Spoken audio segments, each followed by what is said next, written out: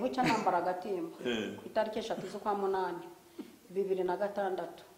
hari umuntu wamvumye kubu turi mu muhuro amvuma gutya amaso ku maso ati ibyo bibero ntibizakikira umugongo ntuzaheka ibyo biganza ntibizakikira umwana yawe mabere ntazosa ntabwo uzabyara uzapfuta byaye ariko ahishwa ko hari ikinyicayemo cyambye kituzabyara abahungu uzabyara abakobwa uzabyara ababyibushye ubyara abarebare ubyara abananutse ubyara abanyabwenge ubyara iki turimo utatwaka wa murozi nicyo kizakwicira muri karitsiye tukajya tugucaho ku buryo umuntu azajya agenda afashe mu mufuka ushoboye no gukubita akavugiriza akajya gakubita kuko ikintu kiturimo ubundi iki kintu kikuri murabyuka ukumva uri gukontorora isi uhagaze mu Nyabugogo haleluya ukumva uri gukontorora ibitaro byose bifite indembe ukavuga uti mbahejeje umwuka utari uwabombone iki kurimo ukumva kiri gutuma ugenda ukavuga utumvamo ariko nimba icyo leta yagushyizemo gihagarika ipine ikamyo ureshya nkanjye waragishyizwemo na leta icyo gushyize mu ikofi ugapfa ugahagarika ikamyo uti muhagarara izana ibyangombwa igahagarara icyo Uwiteka yashyize mu bantu kizahagarika ibingana wemera ko umupolisi yagaze mu muhanda atesha ibimenyetso atesha agaciro ibimenyetso biri mu muhanda hazamo ikitukura ati mutambuka kandi cyaguhagarika Siba yazanye ubumuga kuko yari afite amakuru ko David yavuze ngo uwamugaye nutabona ntazinjira kandi yavuze ngo ndashaka kuwongirira neza kubwo urukundo rwa Yonatani imbaraga bineterariza ikibuza kwinjira ngahubwo amushyira ku meza mukozi w'Imana ikirimo umuntu Imana igumisha amarira mu by'ukuri abadukurikiye umunsi bagize umugisha wo kumvira ijambo yaba urwango rwa bene so haba kuguta mu rwobo haba kukugurisha haba kuzana amaraso y'ikanzu bayereka so nta kimenyetso na kimwe cyagukuramo haleluya haleluya urabona bote nono nitumuta mu rwobo ni hafi yo mu rugo birashoboka ko cyazasohora tumugurishe n'abishimayeli ajye kure noneho tozarebera bavuze ngo Imana ngo zamugira tumugurishe ajye kure turebe ko Imana muvuzeho kizasohora ni channel cyangwa se n'umurongo unyuzwaho inyigisho nziza unyuzwaho ijambo ry'Imana impuguro ubutumwa bwiza ushingiye kuri Bibiliya n'amahame ashingiye kuri Bibiliya ibiganiro byiganjemo cyane Reverend Mbabazi ariko ntabwo ari wenyine cyane ko mugera mbona n'abandi batandukanye uyu munsi rero nabwo ntabwo ari wenyine yagutumire cyangwa se yagatumiriye abandi bavuga ko basanzwe bafatanya uyu murimo reka wenda mwakire urugo rwe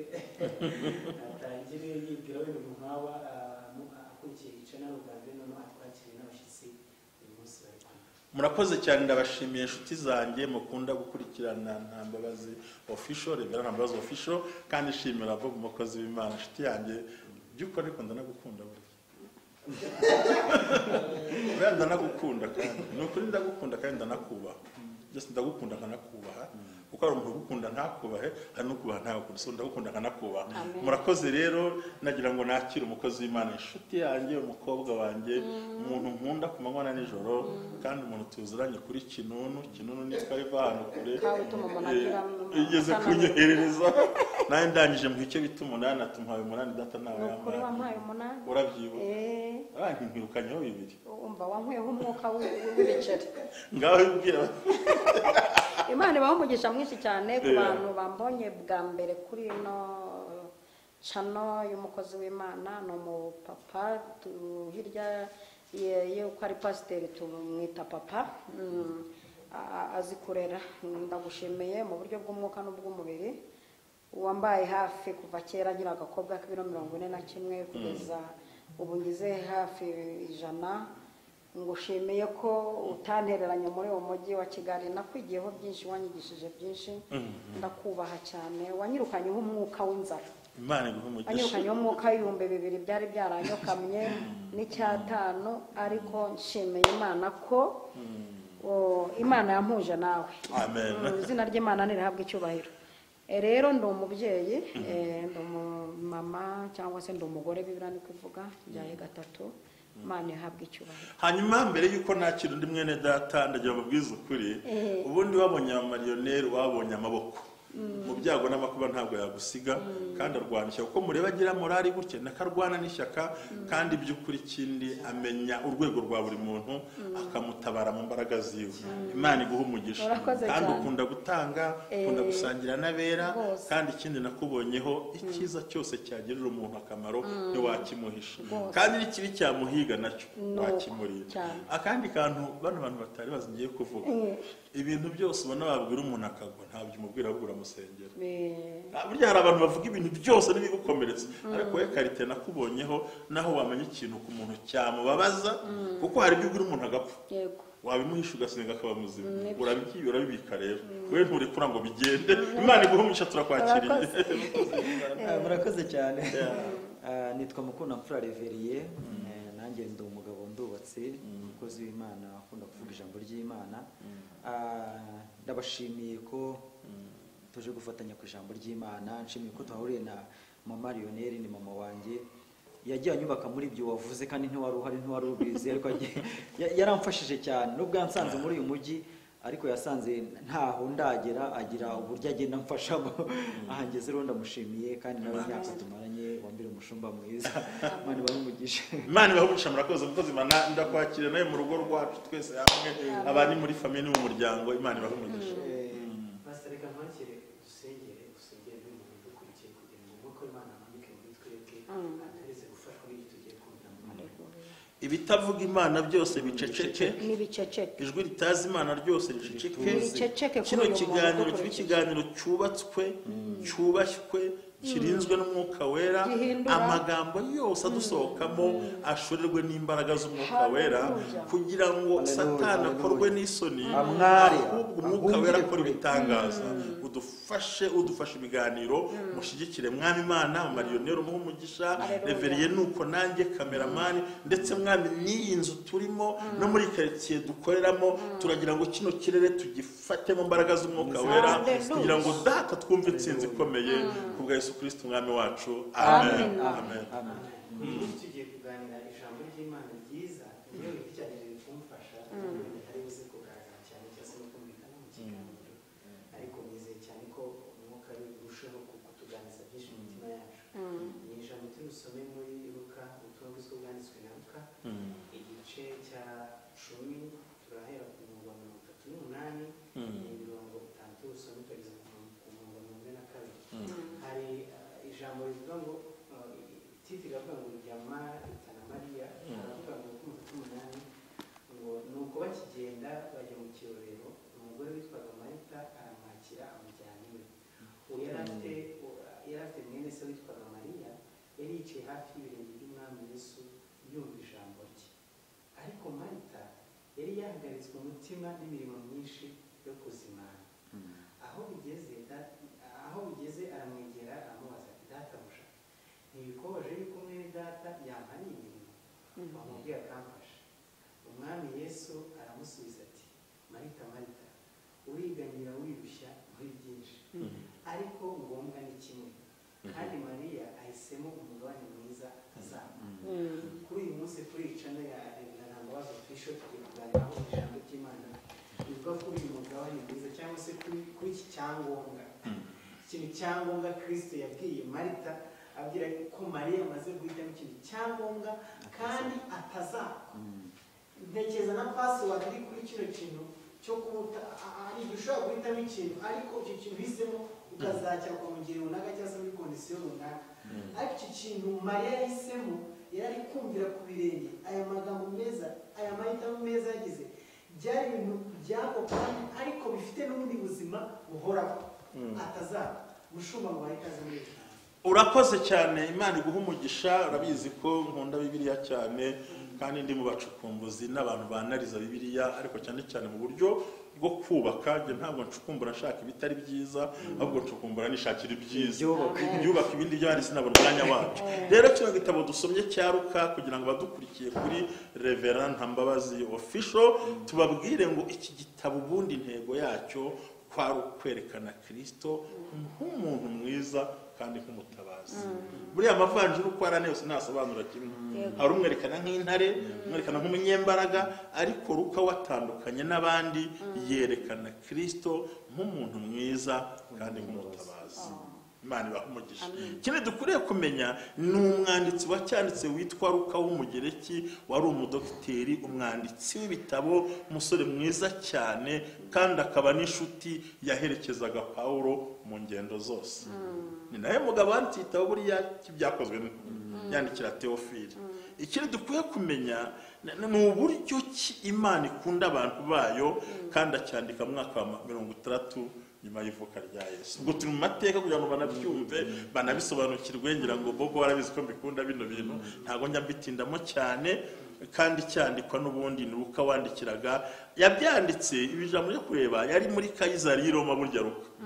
Ariko yamaze kubikusanya, kandi kuba yari dogiteri no kuba yari umuhanga yakurikiranye ibitangaza Kristo yakora, cyane bishingiye ku ndwara. Burya n'umufundi wize Bibiliya niyo yigisha ajyanye mu gifundi. Nawe kudoda watubwira nzabadodera mwenda uringane wakira mu mutayeri no kudekora no gutegurira abageni, kandi ukabishyira muri Bibiliya. Imana ishimwe. Nkaba nakubwira niyo Imana izagukuramo ikintu kizira banzi ikakudoda, ikagukata, ikagushyira kuri mezire, ikagusirifira, ikagutera ipasi, ugasohoka nkabisobanura mu gitayeri. Urumva ko umuntu wese muri domene ye yasobanura ifata sizo ye, nkuko nawe yawe n'igihe nawe ngo twabigenza. Iyanjye mu bisanzwe gukora imisango. Ubu ufite ni poeme nyine nawe nanjye n'umwanditsi wasobanura ibintu ugatondeka uburyo bose nk'ubitomye igitare cy'isumba musanzwe kwa kundi kwa ndumva wabira ibyo vuba tubivuga. Hanyuma rero yari umusore mu gentleman, kuko nicyo kintu yandikagamo iri jambo. Ariko ikindi dushaka gutekereza ni iki, yabyanditse bundi Bibiliya isezerano rishya muri Luka uzasanga inkuru ziri Betelehemu, i Galilaya n'i Yudeya n'i Yerusalemu. Nitugaruka nzayibabwira inkomoko yabyo, gusa menye neza ko Betelehemu naho Yesu yavukiye, nubwo ataharerewe. Galilaya aho ngaho hato ni iwabo. Reka twihute cyane kino gitabo kugira ngo abadukurikiye batwumve. Hari amagambo numva nifuza ko sinzi niba wanyemerera ko buriya iyo usomye neza, ubundi uriya Herode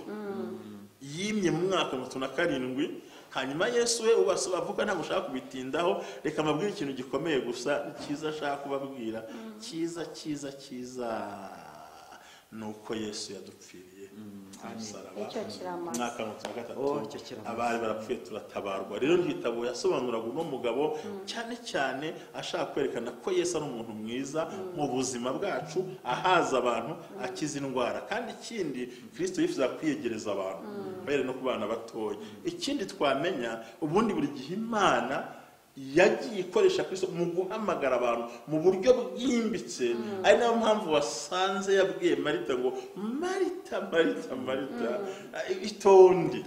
ibyo bitunguru n'inyanya n'abashyitsi n'abakiri ibyo byose na za sereri bikunuka hose ikibazo. Ahubwo Mariya yahisemo neza, yashaka kwerekana ko kibwami bw'Imana bikunda. Imana ibaha umugisha. Ikindi dukwiye kumenya ni uko Umwuka Wera wari uhagarariye Imana muri buno buryo bwacu twabanagaho, kugira ngo none tunakizwa tuzamenye ubwiza Mwuka Wera. Ko rero yavuze mu 10 ngo icyabakiza nuko ngenda. Imana ibaha umugisha. Rero nagira ngo ngusubize ijambo rya amateka ya kino gitabo. Urakoze muvandimwe, ijambo ni ryanyu. Ndashaka ko twinjira muri iri jambo twibaza iki cyangombwa tugiye kuvugaho. Iki cyangombwa Yesu cyose Kristo ari kuganiriza Mariya cyari iki, ariko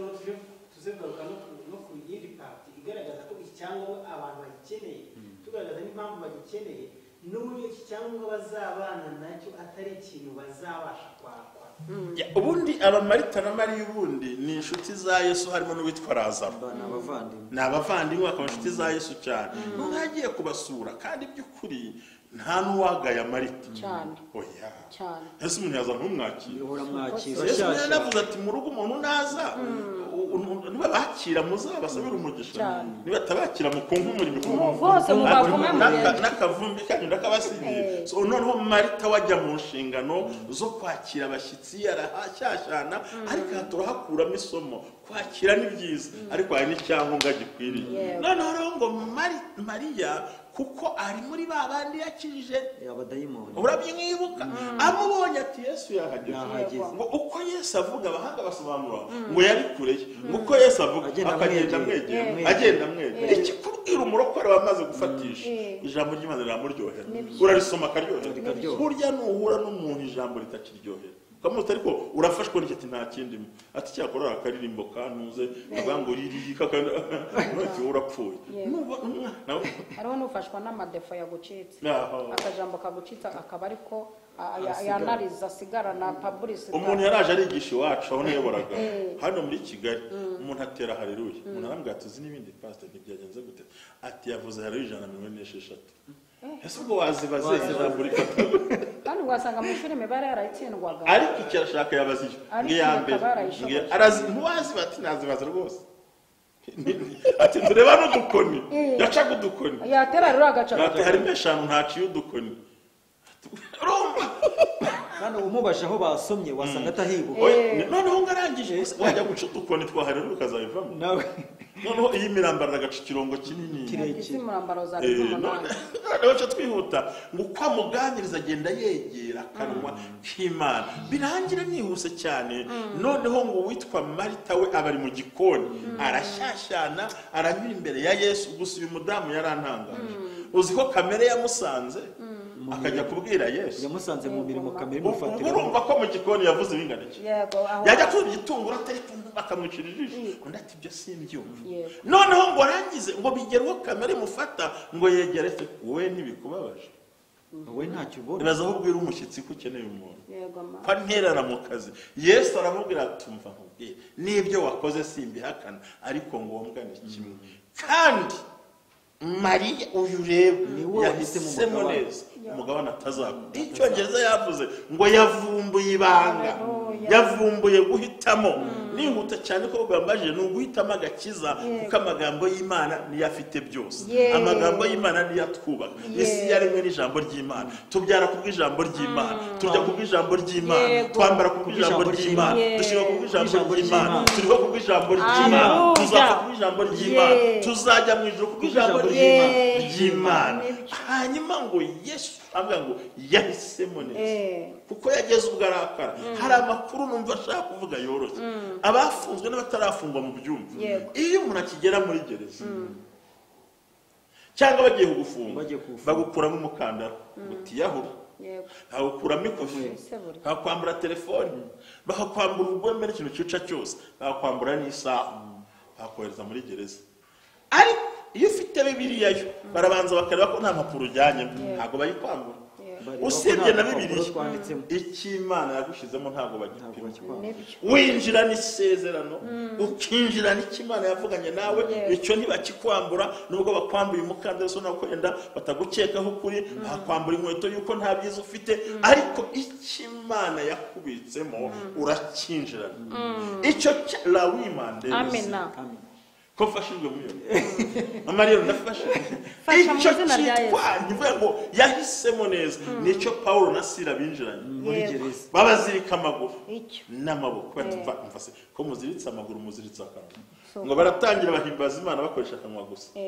ntabwo bigombera amashyi menshi ahubwo ikikurimo kandi mbabwira amakuru ubundi umuntu wabaye ikimurimo kimwicayemo cyangwa kimuguwe neza atangira abyinisha ikirenge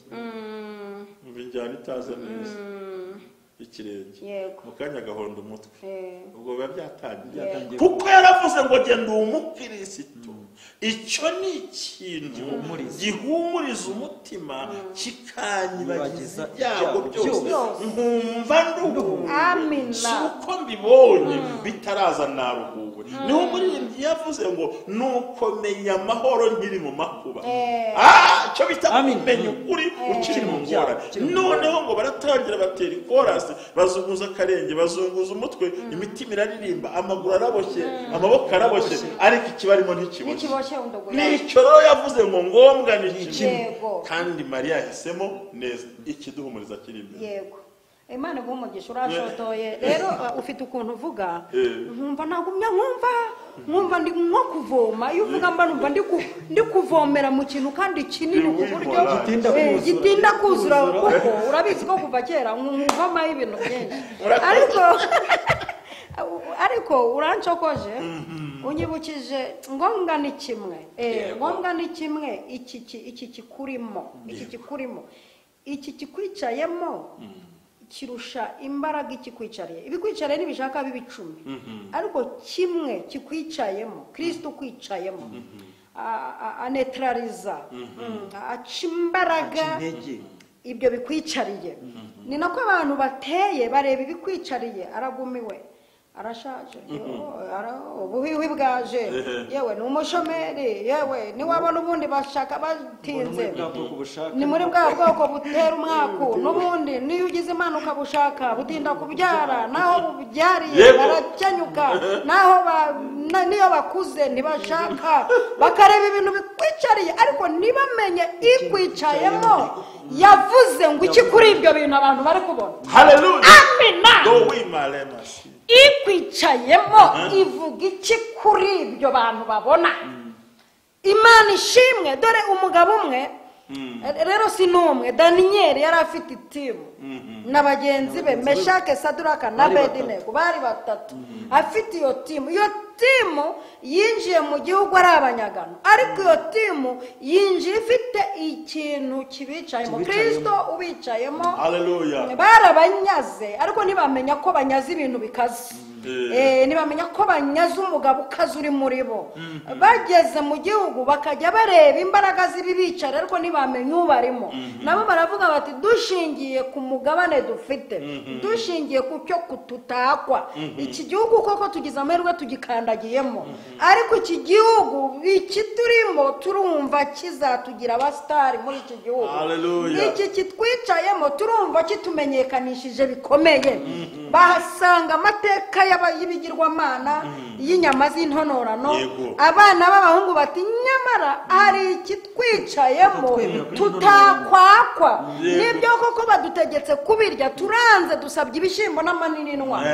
ariko ikitwicayemo tutakwakwa iki batasoresha iki batakuramo batagira umujinya bati aba bana b'abahungu ibi bintu reka tubakuremo uyu mugabo utuma batatwemera na wamuturutsa Kristo reka ndenge urwobo rw'intare ndenge amagambo yo mu kibaya cyadura ngo nimwumva amakondera amashako amabubura ngo injyana z'uburyo bwose ngo mukabyumva ngo bitararangira ngo sonorizasiyo bitararangira ngo muhite mumwubarara abana b'abahungu bati muvuze bike niyavuga n'ibirenze ibyo ntabwo turi bwubara turarahiye ngombwa turamufita iki twicayemo n'ikitwemerera kubarara turarahiye abana b'abahungu bashinga agahanga bati mwubarara ariko turumva dufite umugabane tutakwakwa turumva ntabwo mwamutwaka reka ngera mu itanura ry'umuriro niho hantu nkunda cyane Bibiri ivuga ko babajugunyemo nibavuga kujugunyamo ujya ubanza wumva ubundi icyo kinyarwanda kujugunya uteruruka jugunya muri make kujugunya mu itanura ubundi kujugunyamo ni nkaho wagera mupfuye ntibabashingiye ingazi ngo babahe n'agaciro ku burenganzira bw'umuntu bagombaga no gushyiramo ingazi bakamanukamo basi bakamanuka bashya bagashya ariko bamanuka bafite aho bamanukira ngo babajugunyemo ikibicayemo kirababanziriza kinatraliza imbaraga z'ikibica Imana ishimwe ngo bagezemo ngo iryo joro umwami abura ibitotsi mu gitondo cya karazindukira ku itanura azinduka ahamagara ubundi yahamagaraga azi ko yatwitsa abantu ubundi ko ntabwo tugiye mu rugobo rw'intare aho ntabwo yahamagaye yararungurutse mu itanura ry'umuriro yararungurutse amavuta arandabyo byose byabereye kimwe ahubwo we urakoze nani kuwumugisha ya amina ngo barungurutse ni mu ntagati n'utugufa naturimo naturimo naho bundi mu mwoboho yari ari hafa ngo umwana w'umuhungu umva amagambo y'umuntu ufite ikintu kimwicaye, y'umuntu ufite ikimwicaye. Ubundi hari amagambo amuranga duhereye kuri yo bati yewe n'ubwo iyi nkuru nyumvise mu minota mikeya navuye mu nda ya mama nambaye ubusa, ngaya magambo aranga nzasubirayo ntacyo mfite waretse singuca mu ijambo guhaye. Uribuka basenya n'amazu yo mu kabande, yego ufite icyangombwa bayikozeho karaka ntabwo bamwishyuye, baramwishyuye, utagira icyangombwa yavuye mu nzira, ufite ikintu urumva bo bari bafite ikintu muri bo, bafite Imana muri bo, bafite ijambo muri bo, nubwo bashyiramo itanura bakumva barimo mwenyegeze karindwi ariko iyi turi muri buteza n'imidugararo umwami azinduka aza kureba. Kandi cya Duramu ntabwo bari abayuda bonyine, harimo n'abandi ariko abahungu bake, harimo n'abayuda bagenzi babo. Iki turimo cyanze kurya izo nyama, komerezaho nayo icyangombwa ugifite avuga ari kijyana, cyangwa cy'ubutaka muri banki bagufite, none cyangwa cy'umwuka bati twebwe Imana iturimo, imbaraga ziturimo, twebwe nubwo turi mu kibaya abandi bunamye, n'ibyo muvuga byose aribasha kudukiza. Kandi uyu ni umutungo ugendanwa, komeza uyu ni umutungo ugendanwa, uyu ni umutungo ugendanwa wimukanwa uryamana ugendana na Yesu. Yateyeho kasha aravuga ati ibimenyetso bizagendana n'abizera nibi bazarambika bazirukana, nuko bamukanwa bizabamo. Ubundi umuntu ufite iki mu biganza bibemo bazarambika bazakandagira inzoka na sikoropiyo, mbega kiturasagamo ibindi bintu kitwicayeho. Imana ishimwe. Mu gitondo cya kare arazinduka aramureba, umva amagambo y'umuntu wamize uyu mugabo, aravuga ati nyakubahwa ari wowe, nta kibi, ntacyo twakugereye, ntacyo twakuhemukiye, ari n'Imana nayo nta kintu twayihemukiyeho. Niyo mpamvu Imana yaturinze nk'uko bivuze, Imana yacu yaturinze, maze ngo boherezamo ingazi babazamura mu cyubahiro. Ako kanya itegeko ribaho, nta nama iteranye, rivuga ngo umuntu utazasenga Imana ya Meshaki na Saduraka na Abedinego azatemagurwa. Iki kintu kikwicayemo kirakora. Nicyo Yesu yabwiye Marita ati wowe wayobye, wayobye wirukanse, ahubwo Mariya yamenye ibanga ibintu atazakwa. Umuriro utakwaka, intare itakwaka, abarozi batakwaka, komeza tugende nawe utakwaka. Reka nkubwire ibintu utakwakwa, wimukana abarozi ntibabikwake. Ibintu utakwakwa wagera kwa muganga bati turabona byanze ukabyara, ibintu utakwaka wambukana Nyabarongo n'ibisigare hakurya ukabyambukana, ibintu utakwakwa ugera ku mupaka bagateramo kashe igikapu kazinga, bimwe bakaba babisigarana ugahura n'abajura bakaba bakwiba, ariko ibi bintu nibyibwe. Ibi bintu utakwakwa ugera ahantu batafunzwe urapfuye birarangiye bakagusaka, ariko ibi bintu nibabivanemo, ibi bintu ukagenda, kandi ibi bintu biratunga. Uyu mutungo, ibi bintu biranatunga. Uyu ni umutungo udutunze, utazagira ngo dekorasiyo yantunga, utazagira ngo kudoda byantunga, utazagira ngo ubukanishi bw'umugabo wanjye bwantunga cyangwa ubushoferi bwe. Nibi bintu bidutunga,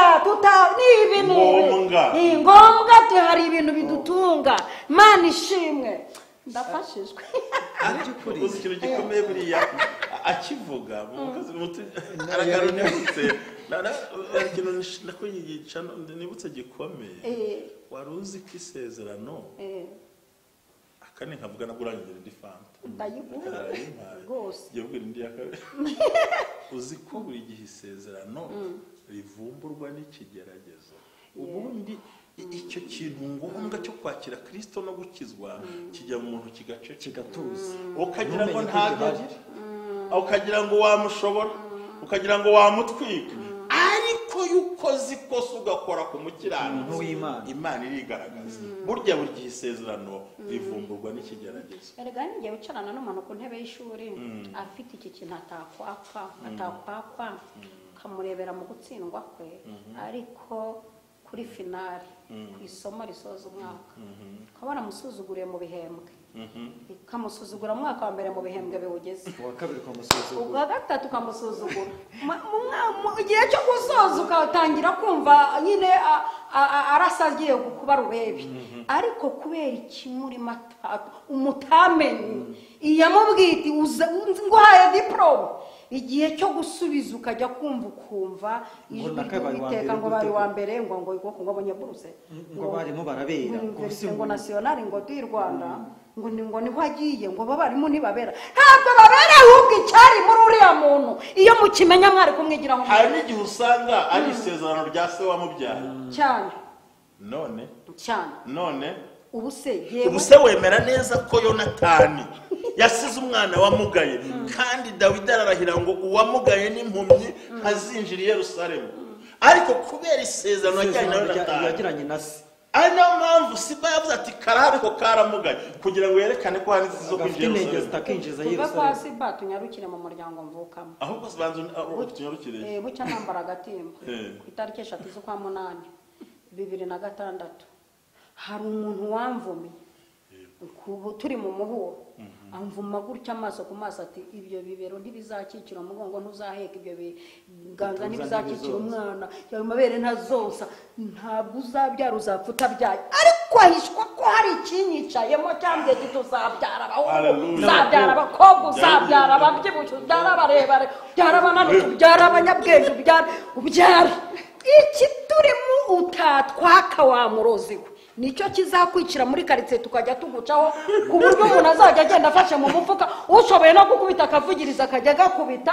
kuko ikintu kiturimo ubundi iki kintu kikurimo urabyuka ukumva uri gukontorora isi uhagaze mu Nyabugogo ukumva uri gukontorora ibitaro byose bifite indembe ukavuga uti mbahejeje umwuka utari uwabombone ikikurimo ukumva kiri gutuma ugenda ukavuga utumvamo ariko nimba icyo leta yagushyizemo gihagarika ipine ikamyo ureshya nkanjye waragishyizwemo na leta icyo yagushyize mu ikofi ugapfa ugahagarika ikamyo uti muhagarara izana ibyangombwa igahagarara icyo Uwiteka yashyize mu bantu kizahagarika ibintu wemera ko umupolisi yahagaze mu muhanda atesha ibimenyetso atesha agaciro ibimenyetso biri mu muhanda hazamo igitukura ati mutambuka kandi cyaguhagarika Siba yazanye ubumuga kuko yari afite amakuru ko Dawidi yavuze ngo uwamugaye n'utabona ntazinjira he kandi yavuze ngo ndashaka kuwongirira neza kubw'urukundo rwa Yonatani kubw'imbaraga bineterariza ikimubuza kwinjira ngo ahubwo amushyira ku meza umukozi w'Imana ikirimo mu muntu Imana igumisha amarira mu by'ukuri abadukurikiye umunsi bagize umugisha wo kumvira ijambo hari icyo Yesu yarashatse kubwira Marita na Mariya abantu benshi mushumba birukankira mu mirimo agasambana ariko agakora akiba ariko agakora akaba yanakwicarika ariko akagira gute agakora cyangwa se ugasanga umuntu afite imirimo nk'icumi mu rusengero niwe perezida mpuzamakorari niwe perezida wa korari niwe deja w'iyo korari niwe sekreteri niwe umukuru y'abadiyakoni ugasanga afite ibintu nk'igihumbi ariko wamusakamo ikintu kimwicaye ukashaka ukagira gute ukakibura ugasanga ubwo afite ibintu byo guteranya abandi kugira ngo arebe ko yabikuraho agasigara ari byose ariko umuntu wakiriye ufite ijambo ry'Imana nubwo yaba ari ikintu kimwe agikora neza akakinoza Imana ikakimuhera umugisha ikindi aricyo Paulo yavuze ngo umuntu arabohwa agakubitwa ariko ikimurimo cyo ntikibohwa cyo ntikigira imigozi ngo kibe kiboshye kibe kiraho twavuga ku mugabo bita umusore Yosefu yagize ikibazo gikomeye sinzi mba mujya mubitekerezaho cyo kwangwa na bene se burya umuntu wo hanze yakwanga ukumva nta kibazo wajya mu rugo ukumva urisanzuye ariko yagize ikibazo cyo kwangwa na bene se ari bazatahiramo ari bazararamo aribo yatekerezaga ko bamugirira neza yangwa na bene se abavandimwe kandi bamwangira ngo icyo Imana yamuvuzeho yego baravuga ngo kugira ngo iki kintu kitazasohora mu mutwaro Yego. tumute mu rwobo iki Tukirigise. tukirigise Tukiburizemo. tukiburizemo ntikizasohore ariko yaba urwango rwa bene so haba kuguta mu rwobo haba kukugurisha haba kuzana amaraso y'ikanzu bayereka so nta kimenyetso na kimwe cyagukuramo haleluya haleluya babona nitumuta mu rwobo ni hafi yo mu rugo birashoboka ko cyazasohora tumugurishe n'abishimayeli ajye kure noneho tuzarebera baravuze ngo Imana ngo zamugira tumugurishe ajye kure turebe ko Imana imuvuzeho kizasohora umva niyo bakugurisha ukajya mu gihugu kitari ikiwanyu ariko icyo Imana yakuvuzeho ariko icyo wicara kizabyiga no mu gihugu kitari ikiwanyu bazarwanya kuza mu mutwaro uzabawe ntibiva mu bantu biva kuri iyo ikwicayemo iyo mugendana burya ikosa ni uguhemukira ikwicayemo ikosa ni ukubangamira ikwicayemo ikosa ni ukuvuga nabi ikwicayemo ariko ikwicayemo nutayigomera nutayikosereza bya bindi bikuryamyemo hari ikintu gikomeye ikikuryamyemo nta shusho gifite nasomye ijambo rivuga ngo iyo umuragwa akiri umwana nta kintu agira atandukanaho n'imbata kabone n'ubwo aba nyiri ibintu byose nimba Imana kwicajemo etaje urakomeza umere gutyo usuzugurike urakomeza use n'utayifite abakubona barakubona babona ugiye gupfa ariko kubera ko Imana izi ko hari ibintu bikwicayemo niyo wanyura mu bikwica ugaca mu muriro Imana ireba cya kindi yakuvuzeho niyo Imana ishimwe kuba mu gihugu kitari ikiwanyu uri umunyagano ntigikuraho icyo Imana yagize gute yakuvuze Yozefu nguyu yaragiye Satani amwomye runo namugejeje kwa Potifari nguyu Yozefu akoze imirimo yo gukiranuka kwa Potifari Satani abona ntibihagije akoresha uburyo bwose kugira ngo icyo Imana yavuze sinzi mbaba dukura ikibazo kubyumva buriya Yozefu yanesheje ikintu gikomeye kukinesha biragoye kuko nk'ubu kuryamana n'umuntu urusha ubushobozi ni ibintu ubona bisa n'ibiraho ariko kuryamana n'umuntu ukurusha ubushobozi kuko kumva ari Yozefu ari mu gihugu kitari ikiwabo nta wundi muntu umureba akumva muka Potifari abantu ntabwo bazi Potifari ukumva muka Potifari yakura ari iki kuri Yozefu yumvaga ari nk'umuntu utari ufite ikintu yakumva ari ishema yakumva ari icyubahiro yakumva ari fiyeri ariko kubera ko afite ikimwicayemo Pawulo yavuze ngo ibiturimo ntibitwemerera guceceka ikindimo ntikinyemerera kuryama nubwo ubona gisuzuguritse ndimo nkata ibitunguru ariko mfite uruntu mfite ikintu ntabwo kinyemerera ko yewe nakwemera ngapfa none se urajya muri geze ndemera nyijyamo ariko ikinyicayemo ntikinyemerera Imana imuhumugisha ntikinyemerera kuba Yozefu aremera ajya muri gereza ariko kuko Imana yamuvuzeho kera icyo Imana yavuzeho barajyana bagufungana n'icyo Imana yakuvuzeho bagukubitana n'icyo Imana yakuvuzeho bakukebana n'icyo Imana yakuvuzeho ariko ntibakeba ntibafunga ntibakata ntibakuramo ntibarogoya ikima umubiri wababara ariko cyo n'icyababara kugeza igihe hari ikintu abanyarwanda bazi kimeze ni igihumyo abandi bakacyita imegero ukuntu biriya kiba kiri mu butaka ubutaka bukomeye bukomeye bwa kariya kantu gafasha gutya n'intoki kiroroshye urakavunga intoki ebyiri zirakivungagura yego ariko kubera ko Imana yavuze ko kizazamuka kikajya hejuru y'ibikomeye kigatanda amababa umukristo wamuvungura wamukora ariko nubwo ari munsi y'ibikomeye cya kintu yavuze kimuzamura amena ibikomeye umva kubera Imana tuzamena ibikomeye kubera Imana tuzasangaza kubera Imana tuzaturitsa ibikomeye nibarangiza batubone tumeze gutya niyo mpamvu Pawulo yavuze ngo batubona tumeze nk'abagiye gupfa ariko bakabona ntidupfumu nuwo bamwambuye ikanzu bamwambuye ikimana yamuvuzeho bamujyana muri gereza ntibakimwambuye yamuvuzeho kiratuza kandi kiraceceka wamukanda wavuze bamukuramo inkweto barazimukura ariko ntibamukuramo ariko Yesu yabwiye Marita ati ibyo bitunguru tomati zawe ni byiza ariko wina wandi level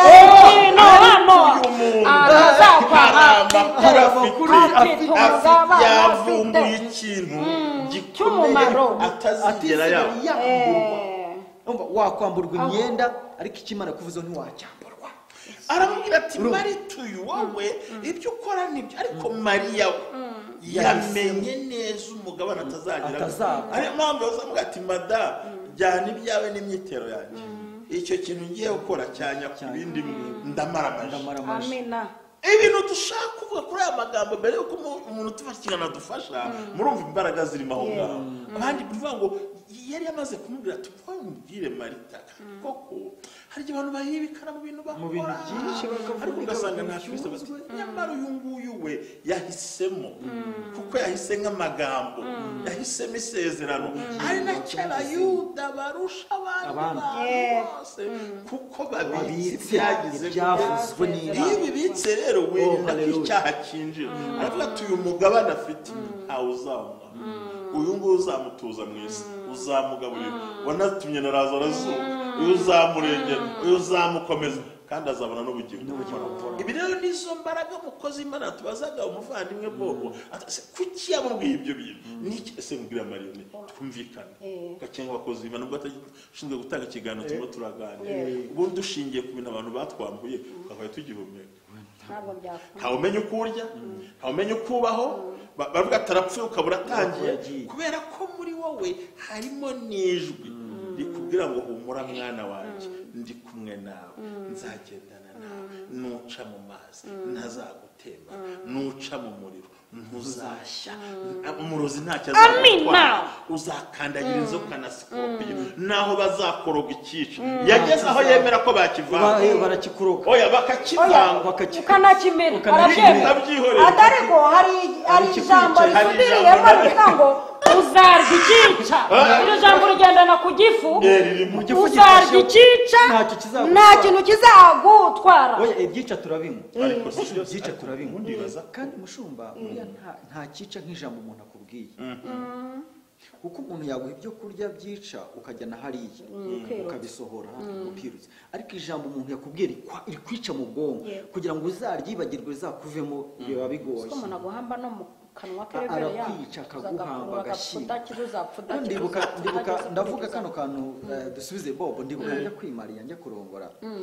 barabimenye bahita bajya kubwira umukobwa tubana w'umudamu bamusanga iwe ari nk'abantu nkabangaye bagati uriya muntu mugiye kubana nimbwa ikintu afite n'umurizo nimbwa ni umuntu wakuyeho tugorera icyo wisemo ni ukwicwa n'inzara nta kindi kintu wakire gupfa bagushyingure kubera inzara ntakora abwiriza ubutumwa bwiza n'umukozi w'Imana yiga arasenga ariko nta mafaranga afite. Kumbi babivuga Imana yarambwiye ko izangira umugabo nkagira uruhu nkagira abana nkagira abaja nkagira abagaragu bamushyira ayo magambo yose urumva barangije kunyica umugore wanjye baramwishe abana barabishe ndangije ndabimenya ariko kuko Imana hari icyo yamvuze. Imyaka 10 irashize mudamu na murongo yafite ibiro bigera nko muri 40 na bingahe ubona ko apima ibiro bisaga ijana cyo kuzi yaragabanutse asiga apima muri 90 na bingahe urumva nuko harupfa abantu babonaga kubwica Imana yamvuze ko yabonaga. Nibutse Mose Imana imubwira ngo yambutse Abisirayeli babonaga inyanja bakabona ni ikintu batakwambuka Imana yakire bikabona nirimbije gushyinguramo Abisirayeli nako abanyegiputa bati mwebwe mwibona inyanja nge ndabona ari irimbi kuko cyo nabavuzeho si inyanja n'irimbi abantu rero bitinya inyanja n'irimbi Imana ije gushyinguramo ibyo ngibyo kugira ngo ijambo nabyo riramfashe. Imana ibahe umugisha ubundi ikintu cya mbere ijambo ryose bavuga riteshwa agaciro n'Imana yakuvuze uko abisa abantu imbwa bo ni benshi uyu munsi narameze n'ubwoya napfuye abisa abantu ibicucu uyu munsi warahindutse isombe abantu bose basoroma abisa abantu ngo nta bwenge bagira uyu munsi ugenda utoragura imyanda ariko kuko ibyo Yesu yabwiye Marita harimo ijambo Petero yabwiye abantu ngo nyamara twebweho dufite ijambo rya haleluya ryahanuye rusha yandi yose gukomera rusha umugore utepfa n'utuye ruguru rusha kuri WhatsApp bandika ruteye kuri WhatsApp bavuga gukomera bagambana ijambo twongeraho ku wa mbere uko ryakomeye ku wa kabiri rushaho ku wa gatatu rikarushaho ku wa kane rikarushaho gukomera muri weekend rigakomera cyane Imana ishimwe umukozi w'Imana turagira gakomeze gahunda yiwe bikarushaho kugira bagenda rirushaho bavuga rirushaho mariya yahisemo neza kuko ni ijambo ribitswe rirutabitswe kuri konte ibiti by'abarozi n'abaturanyi abakwise nyirakadori mu byogo sugabo nta mugabo urimo nta mugore urimo abandi bazi kuzapfa majyanye ari cyangwa ariko ngo afite yahisemo yarebye yitegereje kuko rirusha yandi yose kugira gute gukomera ijambo nk'ubu nta mashuri menshi mfite ariko nk'ubu abadukurikiye bumvishe nka perezida wa repubulika avuga ati mukunda mfura reveriyani yabaye guverineri w'intara iyi n'iyi iryo jambo ryavuye aho ni ukuri n'abaguverineri kubera aho rivuye nk'abaguverineri nkabayobora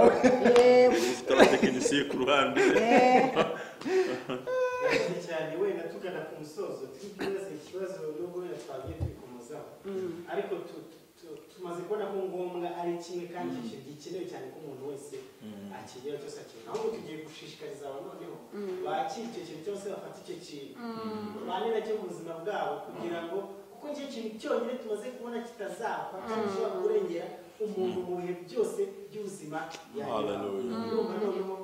ari cyo tugana ku musozo ari ikintu twabwira abantu murakoze umukozi w'Imana twabwira abantu nk'uko yavuze ngo mubanze mushake ubwami bw'Imana no gukira bundi abantu bundi kwitwa ubwami bw'Imana umuntu wese wabatijwe mu izina rya Yesu Kristo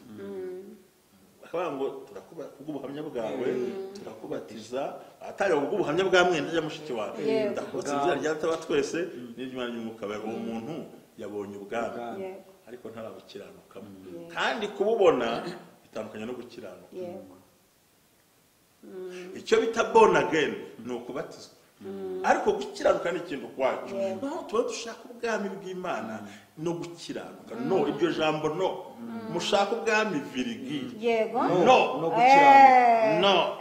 nuvuga ngo inyongera ntiza nuko twabonye ubwami ahubwo nuko twakiranutse virigiri koma no gukiranuka rero dushaka ubwami ibindi byose tuzabyongerwa ivumbi ryima y'imodoka ntirije imbere y'imodoka suramurikira aho tunyura imigishize inyuma bivuga ngo bashaka ubwami bw'Imana no gukiranuka nicyo Yesu yabwiye Marita ati ngombwa ni kimwe kandi Marita yahisemo neza umugabane atazagira gute atazaba muri gereza igira reaction umugabane abantu bagusize igira umugabane nkayo wabyaye urabizi nk'umudamu mu gihe babwira ati sukumuhereza gutyo gate umugabo wagutenda adahari nyoko kuko adahari sobanya adahari wenyine na muganga mukati humuranza abantu bagahinja keza wavumye ati ntuzabyaro byaye bane Imana iryo jambo tubitse tugaburira dutunze riradukomeza kandi rigenda rushaho kuba gukomera ikisha abantu niki barashaka imigisha iva mu gakiza kandi badakijije ni abanze bashaka ubwami banakiranuke bishize inyuma bo kujya nuko nasubiza umushumba utarasoza ntago ari gukoresha interview ariko ni ikiganiro hari abantu benshi bavuga ngo bano bigisha ibijyanye n'ubuntu ntekereza ko iryo jambo batarizi bavuga ngo mushaka ubwami bw'Imana ko mwongeraho no gukiranuka ubu abantu benshi baraguye abandi baravanye bavuga ngo Imana yatubabariye kera bameze nk'abagendana indulgency n'ibyo tuzakora baba muri icyo kintu cy'ubuntu niko Imana idutije mikoro abo kandi konzi ko muri Kigali cyane n'ahandi ntabasha kugera ko abantu bahari muri bakubwigisha n'ubuntu Yesu musambane n'ubuntu ngaho ni mwibe n'ubuntu ibya byose yarabipfiriye yavuze ko arangije byose none ako kantu kajemo ngo no gukiranuka ko numvaga yise kabika ako kantu ubundi ijambo ry'Imana nicyo twaganiriyeho kera ngo twigikora no kukiganira muri channel ya Mama Lionel tuganira ku kintu kijyanye no gukizwa ubundi amadini menshi afite ukuntu ashinga ibintu byabo kandi umuntu wese akina mu ikipe imworohera adashaka ibikomeye ubwo rero ntabwo narenganya bashinze ikipe y'iborohera bashaka kwivuna mu mutwe ntabwo bashaka kwivuna yarabirangije ariko birarambwiye gukora ibyaha no basatani kwerekera ko Satani yakoraga iki nuko birivuga ubwo by'ukuri nirinze kujyaho abantu baciyemo inzira ziborohera kubera bavuze ngo minsi y'imwe abantu bazigwiriza abigisha bahuje nuko babishaka ko umuntu agomba gukina mu ikipe imworohereza ariko twe ko dufite ibidukomereye tugomba kwibikamo nagira inama ukurikiye icano no kurikira ijambo ry'Imana dushaka ubwami bw'Imana no kugira no gukiranuka murakoze. murakoze cyane, Imana ibazishe cyane. Ndumva ari n'aha twasoreza Marioneri ntacyo yasozaho se? Marioneri mwigumya kunshotora kuko watuma nza kuvuga Rusi uburyo yavuye mo wabo ikimurimo kimutandukanya na gahunda zimo. Baravuga ati igihe nshingiye ku kintu kindimo, Imana yawe n'izaba Imana yawe, ubwoko bwawe nibwo buza ubwoko bwanjye, kizantandukanya nawe atari urupfu y'umuteka azabimpore ndetse bikabije. Aho niho yahise asiga ubwoko bw'abamo wabaho akivuga ati nibwo buzaba ubwoko bwawe. Arambuka, mbivuze nitonze ariko ni byinshi cyane. Ubu nifashe nasaba, urabona ko nifashe nikomeye ariko byumvikanye. Nuvuga ngo yamaze kwatura ngo Imana yawe n'izaba Imana yawe. Kera yamaze kwamara amahame y'Imana. Yego. Arangije ageze hakurya atabarirwa kwa Bowazi. Arangije kumbi burya mu bintu byari bimurimo nta nda yajyanyeyo, ariko birya bintu yabivugaga afite inda y'umuhungu ni Bowazi. yaragezeyo Inda umwana wa mbere abyaranye na Bowazi. Yari amufite. Buriya yari afite inda Obedi, mu mwuka yari atwite, afite umwuzukuru Yesayi, afite n'umwuzukuru Dawidi,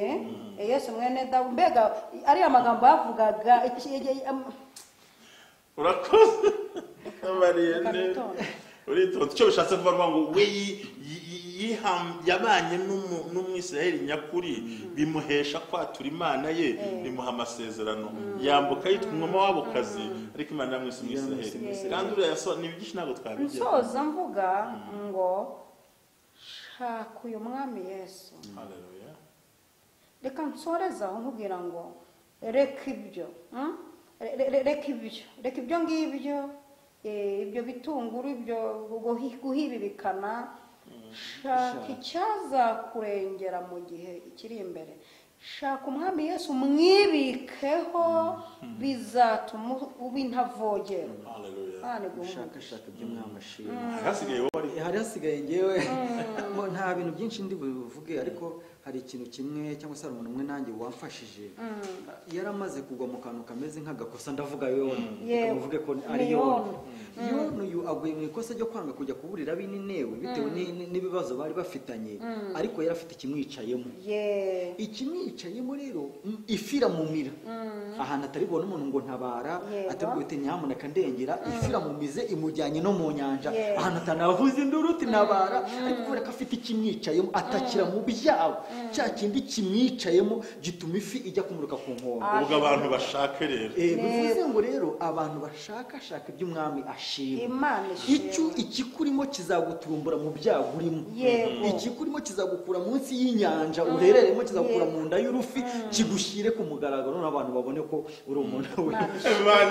bigaragare ko igikenewe ni ukwakira Kristo nk'umwami n'umukiza muri wowe, ukamwibikaho, ukibikaho amagambo y'Imana, ukaba wihuje n'ibicaniro by'Imana, ukaba wihuje n'ubuhanuzi bw'Imana, ukaba wihuje n'amasezerano y'Abisiraheli, ukaba wihuje n'abanyamugisha b'Imana, ukaba wihuje n'abantu bazajya mu ijuru ko babyatuye. Uvuga ngo iyo umaze kwibikaho Kristo, ni rya jambo ryahanuwe ry'ushaka yose. Nibyo abantu bari bakwiriye, ibindi bikaza nyuma.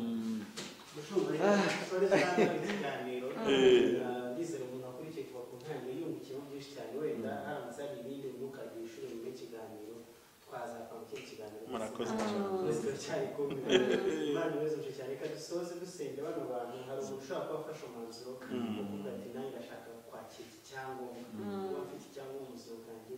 ushumba n'ubundi mwembi bwakire. warya abantu batanga nimero tukadusengera icyarimwe dusoza ko twe kugora abantu. Murakoze. Nitwa Mukunda Mfura Revero uko nabivuze. Nimero yanjye rero ni 078 40 855. Iyo niyo telefone nkoresha buri munsi, ariko n'ababishoboye bagiye nko kuri YouTube bakandikamo ijambo Karomeri ry'ikinyarwanda, naho bambona ndi kuvuga ubutumwa bwiza n'abandi bakozi Imana tuba turi kumwe. Imana ibahe umugisha. 0783483488. Ukeneye kumva ijambo ry'Imana, cano yitwa Evangeliste Marioneri. Tagira ngo dusengane rero n'abantu dusoza, wakiriye Kristo none kandi ibintu abakozi b'Imana twarimo hano ahangaha ntabwo begombera abantu batarapfukama ahubwo n'umuntu wese wari wibitseho inzangano wari wibitseho ibyo bamuvuzeho wari wibitseho abamugambaniye wari wibitseho amatiku yamujeho nawe nabijugunye abika icyangombwa kimwe abika isezerano rimwe ryitwa ngo ufite Kristo umwami abantu bari kubika ibintu bidakenewe cyangwa dusenga Imana nyagora ku ngoma umwami w'amahoro turagushimiye ko ngombwa ari kimwe kandi twonye ko ngombwa ari ukukwakira mwami ugatura muri twe dusengeye abihannye dusengeye abahindutse dusengeye abaciye bugufi dusengeye abantu baramaze bisi bafite agenda mu mitima yabo dusengeye abantu bose mwami kugira ngo bibikeho icyo cyangombwa cyitwa gakiza ibindi byose bikaza nyuma urakoze umugisha bose mu izina rya Yesu umwami wacu amen amen shalom shalom Shalom.